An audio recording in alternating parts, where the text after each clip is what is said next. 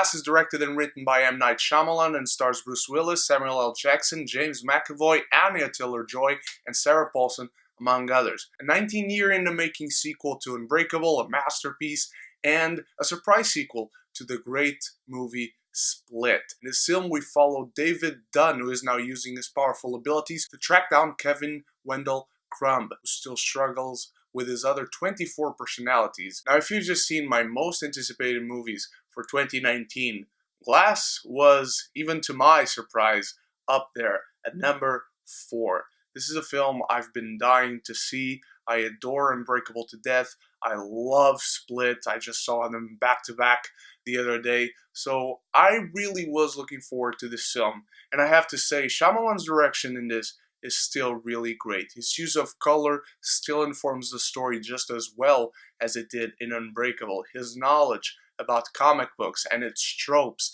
and how it has grown to this day, which I'll get to a little bit more later, it all really shows in his storytelling in this film. And Samuel L. Jackson and James McAvoy give wonderful performances, especially, to no one's surprise, James McAvoy, who is fucking brilliant in this film, playing all these different personalities. We even get to know a little bit more about some of them, I would say. And Bruce Willis, even, he's good. He's good. He's good, I'll say that.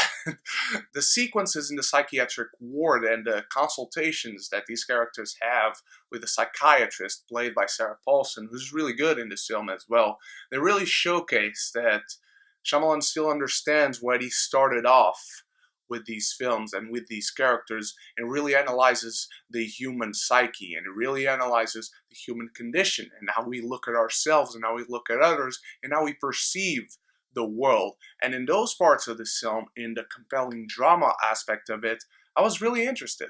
I really enjoyed what he brought to this film and the ideas that he was showcasing, the route that this film seemed to be going in. Also, I love that this film brings us back together with all these different characters who have different connections in between them in a very seamless way. It all just seems to flow. It all just feels right. It feels like it makes sense that every character who is in this film would be in this condition, in this situation, doing these things right now and saying the stuff that they say. There are sequences in this film that brought what Shyamalan had been teasing with Unbreakable and with Split together with the compelling dramas and even thrillers that he presented with those two films. If people are going to see this film for the superhero aspect of it, I think they'll be satisfied. There is not much in it, but what is truly feels like it was built to. It truly feels like this film is in a crescendo to give, eventually, the superhero sequences and the superhero aspects that it does give you. Now I have to transition into the part where I'll say I was very disappointed with Glass. This is the first major letdown of 2019 for me. I struggle to comprehend some of the choices in this film, because while Glass and Shyamalan writing this film showcases that he understands where he started off with this thinking man's comic book movie in the year 2000, before the comic book movie boom, while there are elements of that movie and there's a progressive evolution of those elements into what we now know to be our world and the pop culture spectrum acceptance of comic books and comic book movies, when he tries to mingle those two together, that's when it doesn't work.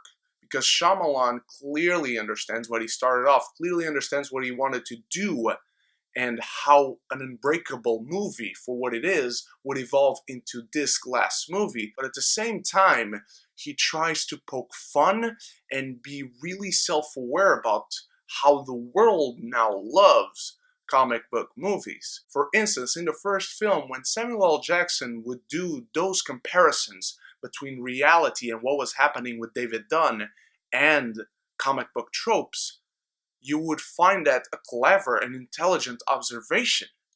It was like a philosophical interpretation of what was actually happening. But in this film, it almost seems like he's twirling his mustache or winking at the camera every time he mentions something about comic books. And I'm not sure if it was his performance, if it was improv, if Shyamalan wanted that, but it just doesn't work with how it comes across. Also, I found David Dunn here to be completely sidelined at one point. The moment where I truly noticed it was the moment where Sarah Paulson is with all three of them in this pink room that's beautiful looking, and the scene itself is great, but it does really feel like David Dunn really has no purpose in there. Also, Anya Taylor-Joy as Casey Cook. I loved her character in Split. I was really anxious to see what kind of dynamic she would have with James McAvoy in this film, and while Shyamalan clearly wanted to do something, he just never does it. This element of the film, this thing between them is presented, but then it never progresses from the first scene they share with each other. And I'm not going to spoil what you know is in a Shyamalan movie, but to me, it really didn't work. It's easy to say this is not the ending I wanted, but this truly doesn't feel right in this film. It doesn't feel right in the movie, it doesn't feel right in the universe. It's just a very problematic ending to have things make sense in all three of these movies, to be fair. It has this building of brilliance that Shyamalan showcased in Unbreakable, in Split, even in The Sixth Sense, but then somehow he puts in these elements that are not so great Shyamalan that we know from movies like The Village, Lady in the Water, The Happening, and it's this really, really hard to grasp mishmash, and it's really frustrating for such a huge fan. I cannot say this is a bad movie, however. I enjoyed watching. I enjoyed the ideas that Shyamalan presented to me. I enjoyed being brought back into this world, and I really was in there with him and with these characters for the most part. I am just so frustrated about that ending, about the direction that this goes in. It almost feels like this film could have been done within the first 30 to 40 minutes, to be honest. I really was disappointed, but I am fascinated by a lot of this film. I'm going to give Glass a B-. Guys, what did you think of Glass? Did you enjoy it? Did you not? I hope you did. I hope you're not nearly as disappointed as me. Please go check out my reviews for Unbreakable, for Split. Check out my Indiegogo campaign to help me make my short film for my master's degree. I'm sorry, I'm disappointed in this film. Thank you once again. And so until the next video, stay beautiful and stay geeky.